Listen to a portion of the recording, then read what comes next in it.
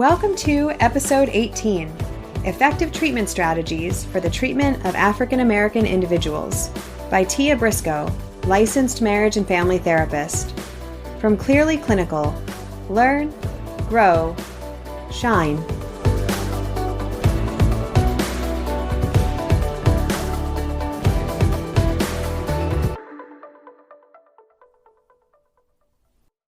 Hi everybody, and welcome to part 3 of multicultural counseling, working with African Americans in the outpatient setting. I am your host for this evening, your journeyman, your educator, your teacher, whatever you want to call me. My name is Tia Brisco. I'm a licensed marriage and family therapist here in Los Angeles, California. And something special about me is I identify as African American Black, so that's the purpose of me doing this educational series for you guys, which has been something that I have thoroughly enjoyed. And I thank you guys for the ones who have been through this whole 3-part journey with me. I thank you guys for being a part of the journey. If you're new to this journey, I welcome you. And so a little bit more about me. I identify as African American, but I'm also a huge advocate for African Americans accessing and continuing through mental health treatment.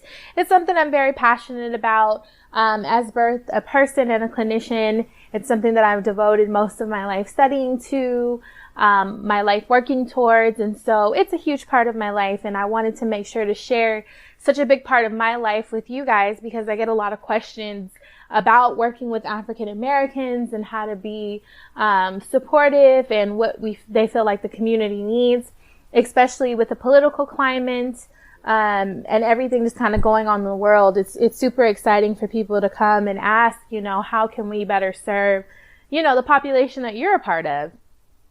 And so it brings me great joy to do this training for you guys. So a little bit of recap for those of you who didn't get to listen to the first 2 audios, or for those of you who did listen to the first 2 audios and just need a refresher. The course description really talks about, working with African Americans in the outpatient setting, but like I've said many times in my other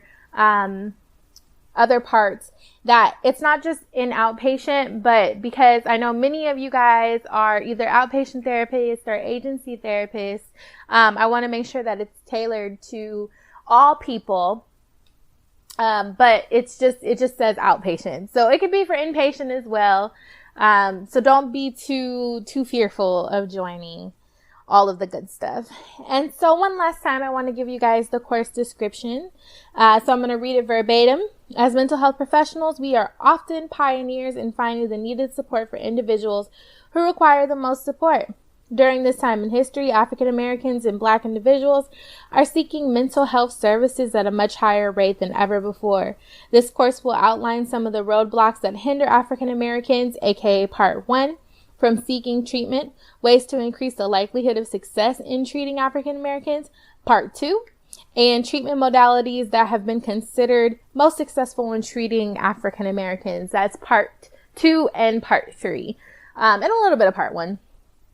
But this last part, or Part 3, really focuses on some of the different theories that really assist in helping African Americans really engage in treatment and then transition out of treatment in a well state. African Americans, once engaged in treatment, have a really high rate of successfully completing treatment, only because once they get involved in that situation, it's a good situation for them to be in, especially having somebody to talk to, release some of the stressors that may come up, all of that good stuff. So, once we get through the door, we're solid. If you're a good therapist, and that's my hope, is that, the therapeutic relationship will really cause an amount of change. So per my usual disclaimers, I do have 2 pretty big disclaimers that I like to give when listening to any of these audios. Number 1, again, I don't speak for all African Americans. I don't speak for all African American therapists. I don't speak for all Black therapists. These are more general things that I've learned throughout my years of, number one, being a Black person. I've been a Black person for most of my life. And then also being a Black client and being a Black clinician. So I have kind of all three of those things that just kind of give me some insight on just working with African Americans. Some things have come up. But not one shoe size fits all. So don't think that this is just the end all be all for African Americans. Like I said continuously, your client is a unique person and they should be treated like they are unique. Also, a part of that disclaimer is that there are so many different types of Africans, Blacks, Afro-Latinos, Caribbeans, the whole gamut. Biracial, which is something I didn't say in the last ones. You can have biracial clients, which is wonderful. Or triracial. So when I say African American or Black, it's in the sense of talking about African American and Blacks in the U.S. So please don't take it personal if I don't mention your specific type of African or Black, but I'm just doing another encompassing thing. Number 2 disclaimer, and this one is always the hardest to disclaim, is that many of the studies in this study or in this particular part and also in the previous parts, they do speak to white people or Caucasian people. Again, not because we're being, racist or want you to feel bad or anything of that nature, but it's just the kind of spoken language in some of these studies. Because racism is such a historically difficult bond between Black Americans and white Americans, it tends to come up a lot in studies and just in research in general. And so when I speak of white or Caucasian, please don't take it personal. I do also say that there has to be some awareness of privilege. And we talked about that in the last part, is that, privilege is a thing. And so we do have to be aware of that. But I don't want anybody feeling guilty or responsible for this. My only suggestion or my only hope is that if you are somebody in a majority group, whether, we're talking about the LGBTQA community or we're talking about Latinos or, Spanish or Americans, or if we're talking about anything where there's a target group being targeted, which is what a target group is, that you just be aware of just how you can enact change in that situation. And you may not be able to change the world, but it is my true belief that one person can make a drop in a big stream. I'm here for all kinds of support for all kinds of people. So I don't want anybody to feel like they're being targeted because you're not. This is all for the sake of education and learning and making change. And so I'm super glad that you guys decided to listen to this specific audio because it means a lot. So those are my disclaimers. I know I feel like I talk a lot when I do those, but that's okay. So this course is really about treatment theories and modalities that can be used when working with African American individuals. And so per usual, the target audience is anybody who works in the mental health field. There's the gambit.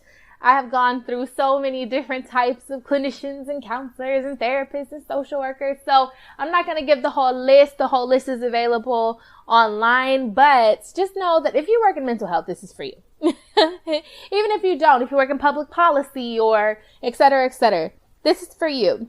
The course difficulty level is moderate because there are some clinical words that are used, some clinical theories that are used. So it puts it at a bit of a moderate pace. So now this course description talks about all the wonderful theories that have been created. And so now that we've explored the different barriers in working with African Americans and then engaging African Americans in treatment, we are going to look at treatment modalities or theories that have been considered successful in working with African American individuals. The course objective is to identify treatment modalities or treatment theories that have been shown to be successful in working with African Americans, and then to understand the lasting impacts that therapy can have on African American individuals.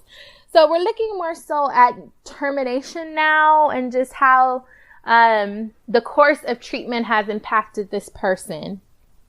And so, per usual, I'll be quoting some research that has been found. And so let's jump right into it. So the first theory that I always like to talk about, and I think I'm biased because I am a marriage and family therapist, and this is probably the first theory we learn about if it's not Freud. I feel like everybody learns about Freud first. Because he was like the first to ever do it. But sometimes I'd be like, Freud, what was you talking about? But one of the first theories we learn in LMFT school or MFT school is about family systems.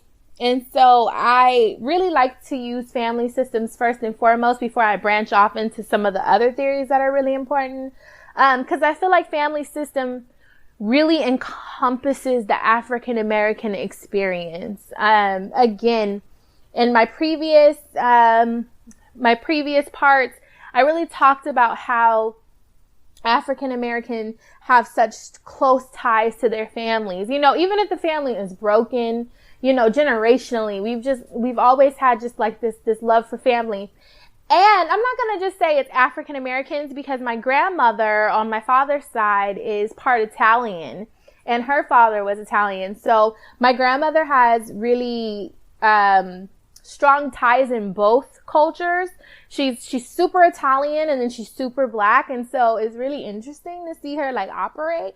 But one thing we noticed being from a half Italian and a half black family was that we're just all loud. And I'm pretty sure you guys have figured that out now in these last couple of parts, but we tend to be loud. And so, but that's how we operate. You know, we grieve loud. We are happy loud. When we have babies, we're loud. When someone leaves this earth, we are loud. So we're just loud people, but we always do everything together. You know, for example, my mom, I'm a bit older, I would say. I think I'm pretty still young in my youth. But my mom, every time I move somewhere and, you know, I have a boyfriend and, you know, we're adults now, but my mom is like, nope, I have to go with you. I have to go with you. Because it's like when I make a decision or he makes it, it's a family decision. The family is going to be coming to your house. So the family has to make sure your house is good. Same thing with getting a partner. The family has to make sure your partner is well liked. The family almost is like a tribe. We almost have to agree on some of the smallest things in the world. So when I do therapy, especially with, like I said, not just African American or black people, when I do family therapy with Italians or Asians or, you know, even Caucasians, you know, there's so much family tie, you know, especially when it's generational and culturally accustomed to being a family. So family systems, I feel like I just trailed off on you guys, but family systems is a really big, important part of doing therapy with African Americans. Because, I mean, our life surrounds, and like I said, even if the person may not have a good relationship with their family of origin, family is so significant, you know, like I said, those kinship bonds are significant. So when we're talking about family therapy, we're really looking at how the system affects the one person. And so when we think of Bowen, for example, Bowen is actually one of my favorite theories because he really looks at how generations have impacted this one individual person. So for example, how alcoholism has impacted a family, you know. And so for example, in my family, we did the genogram, which is my favorite thing. And the genogram goes in so many different theories, but I did a health genogram. Luckily for me, this was before my grandmother passed away. Like I tell people, I talk about my grandma so much because she recently passed away and I love her. And she just taught me so many wonderful lessons. But my grandma and I sat down and did this genogram together because I had to do it for school and she knew everything. And we really found out that like breast cancer was something that was passed down in our family, lupus, high blood pressure, certain types of cancer, even things like alcoholism, smoking, depression, anxiety. My family is huge on anxiety. We all have anxiety. We're just all anxious people. That's just, it is what it is. And so she helped me with both my dad and my mom's because she was really good friends with my dad's mom. And so when we did my genogram, it really showed me how my family system just my grandparents has impacted me, how relationships were impacted, and how certain relationships, like for instance, I get along with one of my aunts extremely well. Like she's like my mother, but my mother also got along with this aunt extremely well. So it was generational. And so when I think of Bowen specifically, I think of how generations have been impacted by things. And so looking at African Americans as a whole and how generations of, slavery and, the civil rights issues and, the impact of different things have really led to certain aspects of Black families being broken down, the crack epidemic and all of those. So when we're looking at a family of African Americans in treatment, or even a couple, you can just have a couple in treatment, and you're looking at how they have kind of been raised and reared, it's so important to look at them from really a systems perspective, because the perspective is so important of how were these two raised, Same thing with the children. How were the parents raised, So I think that it's super important, and also their views of therapy. For example, I say this before, my mom has a very positive view on therapy, but her mom didn't have a positive view on therapy. So, my mom was all for like, hey, go to therapy, be a therapist, do what you want to do, because she is also a therapist. And so, but my grandma didn't understand it. And so that was generationally passed down to me that, I don't know about therapy, but things change over time. And so as a clinician, your goal is not to change the person's mind on therapy, but just give them different perspectives, because some people just aren't going to change how they view coming to therapy or how they view therapy works. It's just not going to change. But if you have one person who is a big part of the system, become a big part of the system, then you're golden. So family systems is quite entertaining though, I think. And so we look at family systems first and foremost because it's the most important family system, our family structure in therapy. So Bowen, Satir, Bowen and Satir, really, those two are kind of the big ones in therapy. And so we really look at family therapy first. So when we're going to more so the individual therapies, we're going to look more so at some of the more accepting therapies. And so one of the big therapies that are really important when working with African American clients is kind of the client-centered therapy. And so it's really focusing on the client as a human being and a person who is in the room with you in that space. And so in a study by Fuertes, Mueller, Cunahan, Walker, and Layden, I am horrible with names. I'm sorry if I butchered those and you're listening to this at all. Completed in 2002, the researchers found that clinicians were more likely to use Rogerian techniques to engage Black clients and build a relationship towards the beginning of therapy. So this is the very beginning. So Rogerian therapy, again, is very open, warm. It's about the relationship. It's about building the relationship. And so that is really used along with client-centered, existential therapy, some of those more client-based therapy where the client is the expert and you're kind of just in the room with them and keeping them in the space. And so Moving forward, the authors assert that clinicians can use culture-specific therapies that rely on four main factors. So these factors are really based and grounded in cultural therapy. Racial identity development to understand the client, attunement to the client's racial identity, developmental and worldview processing, and attending to the client's reports of racism. They assert that one of the most widely used therapies is narrative therapy, which is my favorite therapy ever, but we're not going to get into that just yet. So we want to just talk about kind of the beginning stages of these theories and kind of some of the interventions from these theories that work really well.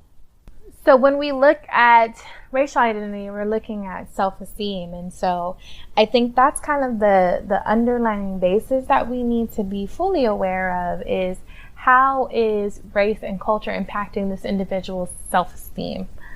So like I said, I'm a very proud African-American woman, but the next person may be like, it's hard being an African-American person. I don't like the way I look. I don't like how dark my skin is, et cetera, et cetera.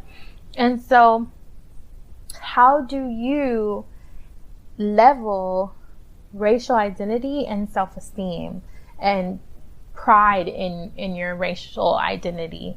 And so that's also the difficulty of the clinician, because that person may not want to have pride in who they are as a Black person or a mixed race person or etc. So it really takes the level of helping that person accept who they are culturally, and also balancing the maybe dislike of who they are. And so when we talk about self-esteem work, we're looking at how to almost maintain that inner strength in the culture and how to maintain that identity inside and outside of the culture, which is very difficult, even for an African-American clinician as myself. I have some African-Americans who come into my office, or I had a client who was Jamaican American and was even saying, like, even in Jamaica, it's very different in how we treat each other and how we treat other Blacks or other African Americans or people from America in general. And so you never really know what the ideations that are coming from these different people are. So it's really about getting to know the client and know the importance of what the client feels as a stronghold in their cultural identity.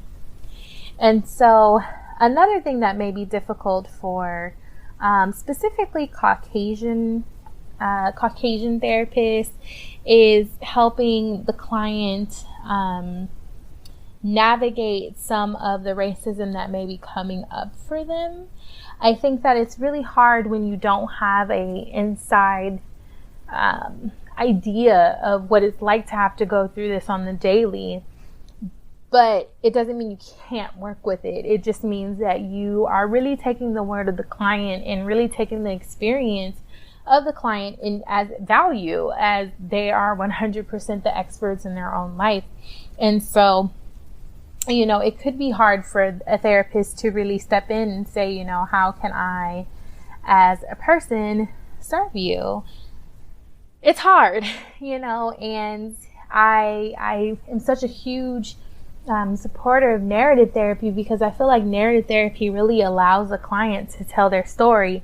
And so when I say that we'll get into narrative therapy a little bit later, it's because I am a huge advocate for narrative therapy, and also solution-focused therapy, cognitive behavioral therapy, all of that. But narrative, I feel like, brings out, really, it ties in the African-American experience and the individual. So we'll move on from there.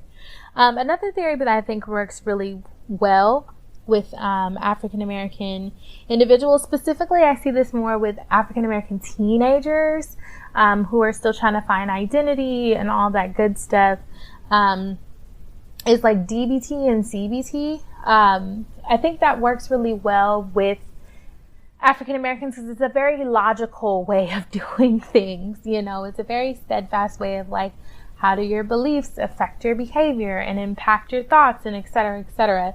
And so I think that CBT and DBT are both really good in helping a client identify those thoughts, but also giving the client a opportunity to focus on the outcomes of that and focus on coping with some of those things that may come up. So for example, in DBT, the tip skills, I think those work really wonderful with young African American men. The tip skills are something that I was taught with a African American professor how to do on an African American male. And so when I did it for the first time, it had mostly widely been studied on Caucasian young women. And so, because it's usually used with borderline personality disorder. And so when we did it on a man, and we kind of switched things up and added in some things that were more culturally sensitive, and it was amazing, I think that really challenging negative thoughts and negative stereotypes was the big part that came out. We're challenging you're not good enough, you'll never be anything, you're just a ghetto black boy, like, et cetera, et cetera. And so it allowed them to have the opportunity to grow and learn about themselves and learn how to challenge those thoughts. And so I really like CBT and DBT, especially working with younger African American individuals, because I feel like, we always want to teach them coping skills for the future. And I feel like CBT and DBT really allow that kind of growth and,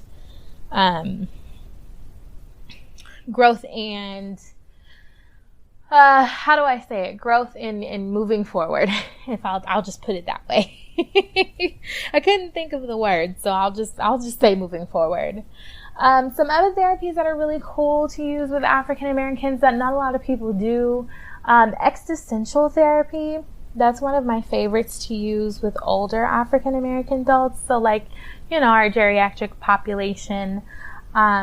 Thinking about your meaning and your purpose in life. And that really ties in almost kind of the Christian values of like, what am I here on earth to do, which is completely awesome. And it's something that I really love to talk to about preachers, because it really brings into this, why am I put on earth? Who am I outside of this earth? And so that existential thinking is something that I believe really sets well with African Americans because of that, just the higher power and the just being more than what you are and what we're here on. I was reading something the other day that was talking about Trayvon Martin, one of the first kind of young boys that were killed in Florida, I believe. Don't quote me, but I believe he was killed in Florida, and people were calling him like the sacrificial lamb, like in order to help bring awareness, this young man almost had to die to help bring awareness. And so, as therapists, as we're talking about what theory really encompasses that, we were talking about how existentialism is like, what you're put on this world to do and how do you live up to that. And so we were talking about how we feel like certain people are put into this world to almost be a beacon of light, even in the dark. And so, when you're thinking of African Americans and, some of the many murders that have happened, and it really brings up that existentialism of why are we here on this earth and what are we meant to do. And so I think that existentialism is literally one of my all-time favorite theories. And so, but honestly, all theories work really well with African Americans. Some theories work better than others, but there's really no theory that I can say that is not good for African Americans or will cause you to revert back or anything like that. I think the theories where the client is not the expert, you'll have a lot harder time, especially if if you are of a different race. Because, you know, especially if you're a Caucasian person and you're being the expert, I think it might be harder for you to engage with the client, because, you know, we don't want to say we know everything, because I think for African American clients, we're already struggling with, you know, they already think low of us. And so, you know, to come in a therapy room and be told, well, I'm the expert and you do what I say, that's not going to work for you. And so there are more, and I say that because CBT is more of a, you know, the therapist is the expert. And so, I think that gets a little tricky, but I also know that CBT is more so the therapist being the expert in the directives. And so with that, I will say that the expertiseism, I don't know if that's a word, but the expertiseism is okay, because you're not per se saying you're an expert, but you're just saying like, hey, I know these things, and so let me teach you these things. And I think that works out particularly well. So, like I said, there's no theory that I wouldn't say is bad. And I know in some books you'll read, people are like, oh, this theory works better and this theory works better. Even I'm going to do it right now. I'm going to say that a particular theory is better because I like this theory.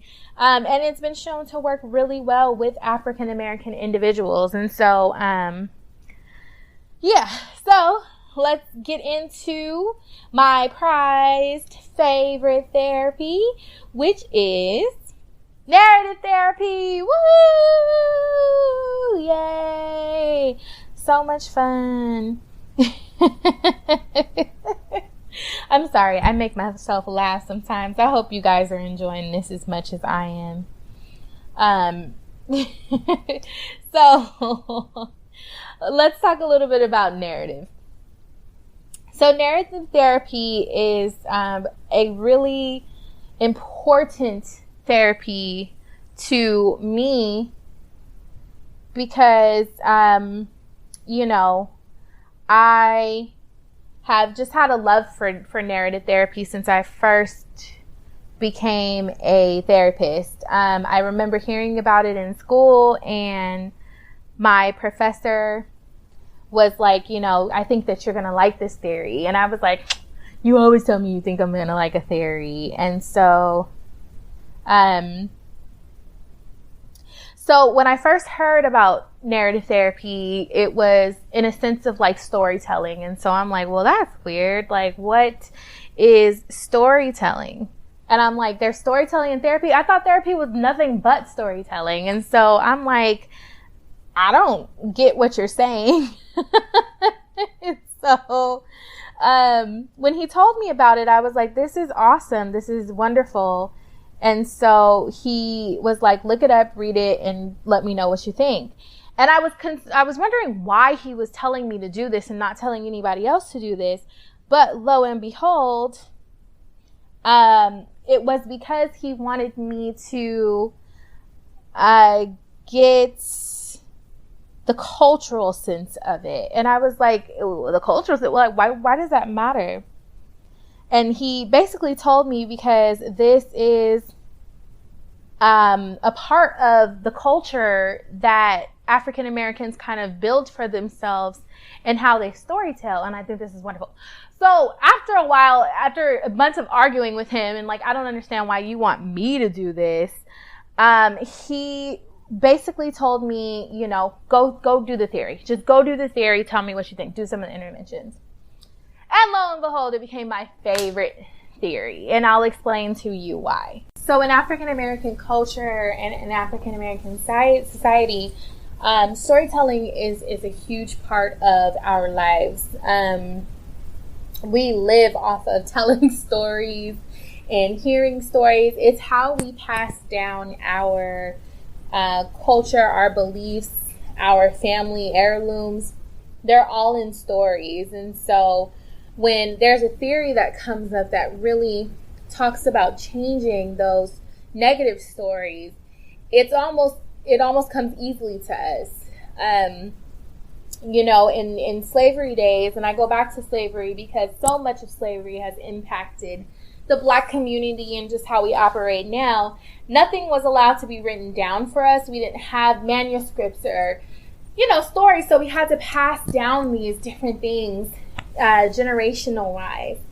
And so it's very important that a theory that we have really encompasses that storytelling piece. It's something that we use in church. It's something that we use for our kids. It's a big part of our life. So when I finally, took the time to do some of the narrative therapy interventions and really take some time to learn about it, I fell in love with the theory because it just reminded me of being a kid and learning about my culture, learning about how certain foods came up. It just brought up that love of storytelling and learning about different stories. And so narrative therapy is, I think, one of the best therapies, aside from Bowen. I feel like those two go neck and neck. But Bowen and narrative therapy are the two therapies that I truly believe in. And so, per usual, I have a little research for you guys that was completed in 2013. So I think this is like the most recent study that I have. I feel like I should give you guys more recent, but I feel like all of the studies have some kind of significance still. So when examining the history of narrative therapy, the importance of cultural sensitivity is one that cannot be challenged. According to Rambo, West Schooley, and Boyd in 2013, clinicians Michael White and David Epstein pioneered the use of personal narratives to derive growth within their clients, to which consisted of many ethnicities and cultural backgrounds. According to the pioneering therapists associated with narrative therapy was created to focus on therapeutic simplicity and social justice with the hopes of moving therapy from the clinic to the community. Woo! I like that. I love that. From the clinic to the community. If you guys don't take nothing that I said to heart, please take that to heart. From the clinic to the community. That is just everything that working with Black clients is. Clinic to community. You want to teach your clients something that they can take back into the community with them, and they can have a heart. I had a Caucasian therapist who was stellar man. I think about him and I'm like, yes, he was amazing. But he taught me so many things that I was able to take back to my community as a therapist, and it was so amazing because, if I hadn't seen him being a white man, I would not have grown as much as I have grown. So that clinic to the community, that means so much to me. Continuing, with such a viewpoint, narrative therapy is considered relatively effective in the promotion of cultural sensitivity amongst clinician and emotional discovery amongst clients. And so I'm going to take a little piece out of my own thesis just to kind of give you guys the explanation as to why narrative therapy is so important in Black culture. So I wrote, these are my words, in the Black culture, storytelling has been a means of spreading knowledge, wisdom, and strength amongst many generations to pass. The theory of narrative therapy promotes the importance of creating and retelling client stories. German 2013 asserts that using narrative therapy in Black counseling also provides a mean of deconstructing the client's local and dominant discourses. So local and dominant discourses, for those of you guys who aren't familiar with narrative therapy terms or narrative therapy, those are just kind of the stories that we're told when we are growing up, the belief systems that we have. And so when I say local discourses, those are the beliefs that almost you kind of grew up with. So people saying, you're not good enough. I wish you were never born. Those are the discourses that people tend to believe over time. Those types of things really seep into adulthood and cause individuals to really struggle. And so those are the local discourses. And the dominant discourses are kind of the worldview What does your culture say about who you are? And what do you believe because of your culture? And so those focus on the dominant discourse. So moving on, they focus on those to encourage the creation of the client's preferred narrative. By deconstructing the ideations of their culture, Black clients are able to release themselves from stigmas that racism exudes, thus creating a preferred narrative that leaves them feeling powerful, heard, and recognized. And so that is really the foundation of narrative therapy, is to help clients see themselves in a positive light by allowing them to see themselves the way that they want to see themselves, the way that they believe themselves should be seen, their self should be seen. And so another cool thing about narrative therapy is that you can enlist people to listen to your narrative once it's completed. And so, for example, you write this wonderful narrative about what you want your life to be, and you want to start living by this. And then you have your mom come in and you tell her, hey, this is what I'm going to do. And your mom is that support system for you to really go by that narrative and really stand in that narrative. In the Black community, I hear a lot about vision boards. That's really important in Black community, which can also be an intervention for this, because it's really about idealizing their ideal future. Like, what do they want from themselves? And that's bringing in a little bit of solution focus into the mix, which the two are very much tied. They're both postmodern theories.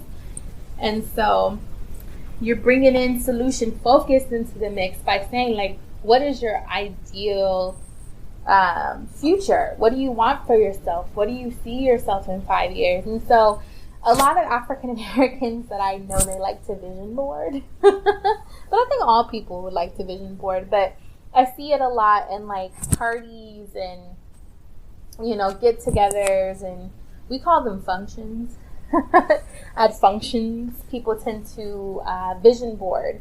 And it's something that's really widely used in African American culture. And so narrative really ties that into it. And vision boards or storyboards or poems or things of that nature, that brings up the creative side as well, which is, I think, the most important thing when working with any client, but with African Americans, especially for somebody who's extremely creative like myself. I'm the daughter of a musician, and so for me, being creative is important. And so narrative therapy allows you to reach back into those roots and tell a story, but also be creative and, get your creative juices flowing and kind of express yourself in a way that allows you to be who you are. And I love this theory because it just promotes being who you are and making your own path and having people there to support you and all of that. I just think that is a spectacular theory.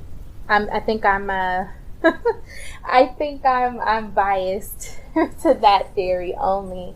But like I said, I'm also really biased to solution focus, because I think it's important to help people find solutions to their own problems.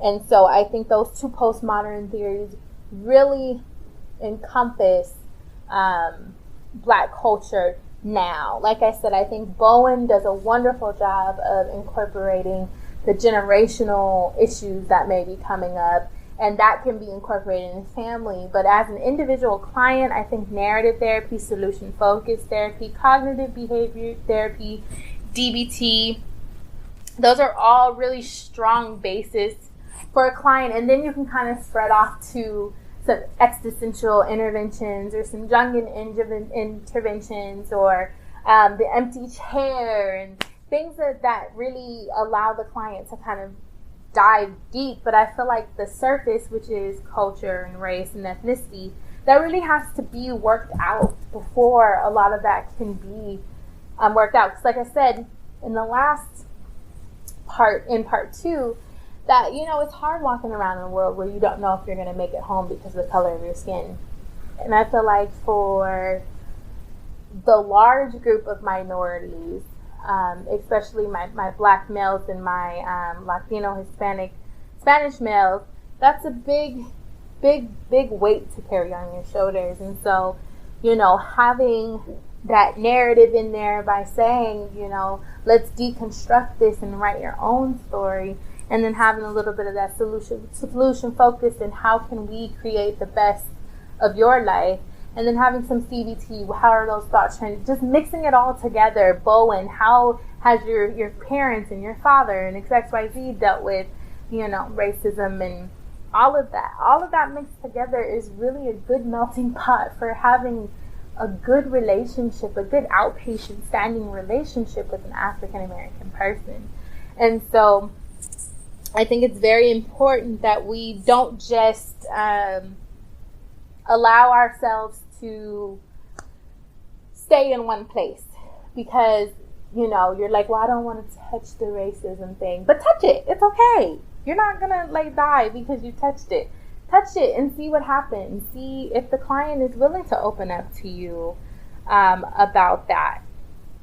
And so I think that some interventions that I feel like work really well with African American, I'll say I'll go by age if that's helpful. So for my little ones, anything that normal little ones do, I think works really well for them. Impartial because from the babies, like 0 to 5, and I'll say like 3 to 5, they don't really understand the difference of race and culture, so it plays a part, but it's more like a macro level than a micro level.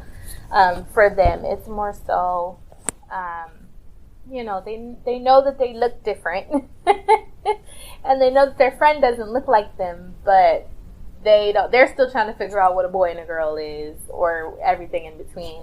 So for our little ones, it's really just helping them be aware of their environments, especially if they're in like a lower SES environment, teaching them about their environment.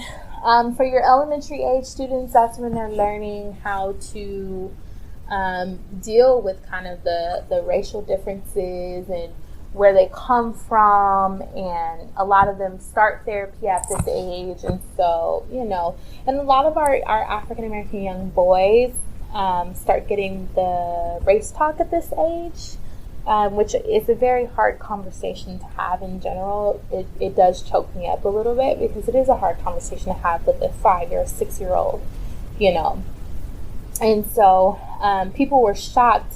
I remember being in grad school, and my professor had showed this Bill Cosby segment where this teacher was like telling, they were maybe 1st or 2nd grade, telling them like, when the cops come, you gotta put your hands up and all of that. And people were like, oh my God, you guys do that? I'm like, oh yeah. There was a show, for example, on TV, Basketball Wives, and one of the young ladies on the show had given the same talk to her son about, when police come, you put your hands on the dashboard, you make sure you're not going for your cell phone or your anything, have your license or registration out, and these conversations are real, and they're very real, and they're very uncomfortable to have. And I don't have kids, but I have older cousins or younger cousins, and it's the same kind of conversations. We don't let them walk around with their hoods up, or and the same thing for our little girls too, because we're losing little girls too. It's the same conversations. And so at that age, elementary age, interventions are really about helping them kind of maneuver this newfound understanding of who they are. Middle school and high school. Middle school is more like the transitional age. So you're doing more so of helping them kind of discover who they are. High school and college, younger college age men tend to struggle the most with this. And that's why my thesis was based on working with these age groups, specifically like 17 to like 20, 25 or 26. Only because this is like the time where statistically many African American men die. And it's sad and it's hard to talk about, but this is the age where you're considered a threat. And so, we are really doing a lot of processing at this age. This age is really, really, really a lot about processing, specifically for African American men. For African American young ladies, this time is more so about self-discovery. Statistically in the media, we're super, super sexualized, and, we are overly told that we need to be something. So, Black girls are 10% more likely to have an eating disorder than their white counterparts. So it is real for them too. So for both groups, for both male and female, it's about really self-discovery. And then you have your LGBTQ youth, your trans youth. They're also in that space where they have two things stacked against them. They are African American and they identify as LGBTQ. And I never want to leave them out because it's so important that they are put into these considerations when thinking of interventions, and that's really where that self-esteem work, that support system work, that narrative therapy can really help that age group. Your college age group is also transitioning from being young to being older adults. And then you have your middle-aged adults who are, transitioning to families and retirement and jobs and all of that. So your interventions are really going to be focused on phase of life issues per se with them, and kind of past traumas that have come up if they are, not really here for therapy. So that's then, and then your geriatric community, which is very near and dear to my heart. It's more so of helping them process over that time of their lives. And, one thing that really helped my grandmother before she passed, she had the opportunity just to go back into her life. And she went back a little bit before she passed, maybe a year before she passed. We talked about Emmett Till. And my grandmother lived in the next city over. And she just told me, she said, I was terrified. Like, she was like, if they can throw him in the water, and he's not even from here, they can throw me in the water. And I live down the street,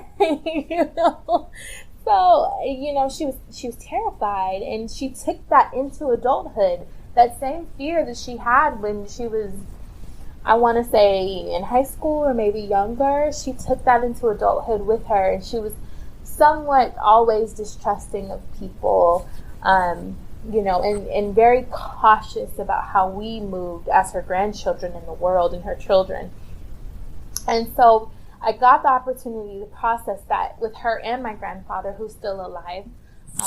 But that is really what is centered around making sure the family is okay for their passing, just really building strong roots for them as they transition over, wherever they go. I believe my grandmother is a butterfly, so wherever she went in butterfly world, that she is out there and she has transitioned well. And so those are just some interventions that I have found to work really well with African American individuals, families, couples, children, young adults, teenagers, the whole nine. If you can get them in the office, I believe that you can make an impact. Like I said, the market for therapy is so strong now, and African American people are really starting to just embrace therapy. Like I said, so many celebrities and athletes and just amazing people have just came out and said, I'm Black and I go to therapy. And it has been, there's a show, which if you guys ever get the chance to see it, there's a show called The Therapist, and he focuses on working with rappers particularly. And it's something that I was like, oh my God, this is amazing. Because it just really shows how the need is there, but it just looks different. When you're working with a rapper, one specific rapper had been shot and nobody didn't know who shot him. And he was so paranoid and was so fearful for his life every day. And that's a huge burden. But because he's a rapper, because he's a black man, he wouldn't go to therapy. And so, you know, just seeing that and seeing a representative go to therapy, that causes change so much. But it really is about the client and it's about the therapist, and the therapist being a strong therapist. And so if you are very set in your opinions and very set in your thoughts and you're not open-minded, it's going to be really difficult for you to engage anybody else who does not think like you or who does not believe like you do. And so with that, you're really cutting off a huge part of what makes the world turn, is that there's so many amazing different people, and there are so many black clients. There's not enough black therapists, so there has to be some black clients that go to somebody who's not black, and that's okay. We want that. We want people to be trusted in the community, to come into the community and say, you know what, I have the tools to help you. Let me help. And so I think that just allowing the opportunity for growth and allowing the opportunity for connection in the community, it's so important. And so as we start to come to a close in this particular section, I want to talk about termination just briefly, and what termination looks like for an African American therapist. And I laugh because it's the same thing as terminating with any other client. Over this period, if you've been with me for all three parts, I don't think that there's much different in the end. There's a lot of different ideologies, and that's with any culture. You're going to run into different beliefs and different thoughts in any culture. You know, I just got an Armenian client, and he was telling me how things are so different in his culture than in black culture. I'm like, wow, y'all are so different. But we're so much the same because we both have love for family. We both X, Y, and Z. So, yeah, there are things that make us different, but there are also things that make us the same, too. And so, while it's ideologies, it's not that far-fetched that a client may come into your office and may need you. And like I said, unfortunately, there's not a whole lot of black therapists out there. So my hope is that there will be enough educated therapists and enough multicultural sensitive therapists to step in and fill the gap for us and really help individuals live their best life, as they call it now, live their best life and do amazing things, you know, because sometimes going to therapy and going to treatment is what unlocks your greatness. Somebody unlocks it and you just continue to move forward with it. And so my hope is that you guys will go and take this knowledge that I've given you and just spread it out and just make it your own and teach and help people grow. And so that's my goal in life. And that's why I've been here rambling for you guys for 3 hours to bring my love of therapy to you guys. But I want to thank you for those of you who have listened to all 3 parts. I want to thank you for just allowing me the opportunity to educate you today. It has meant a lot to me to be able to do this and spread my love for my culture and spread my love for being a therapist and spread my love for people and interaction and connection. It has been a pleasure. It is always been a pleasure to educate and teach. I hope that you really got something out of this and that you will be a much stronger clinician after hearing this. And like I said in my all-time favorite quote that I will say, we're being clinical to the community. I love that. I love that. I love that. I love that. And we can make a big change in our communities if we just take the time to really get to know people and learn people and be a part of the community. So once again, my name is Tia Brisco. I am from the beautiful, sunny Los Angeles, California. It has been my complete honor to assist you guys and to teach you guys today, and I hope that you guys have learned something, and if not, then kudos to you to listening to me for 3 hours. If you did, if you only made it through this 1 hour, then kudos to you too. But I hope that you guys enjoyed it, and I wish you guys all of the best. You've just finished listening to another exclusive continuing ed podcast by Clearly Clinical. If you like what you just heard and you need continuing ed credits, please visit us at clearlyclinical.com to check out our 1-year membership, where you'll have access to our growing library of continuing ed podcast courses. Clearly Clinical, where our goal is to help you learn, grow, and shine.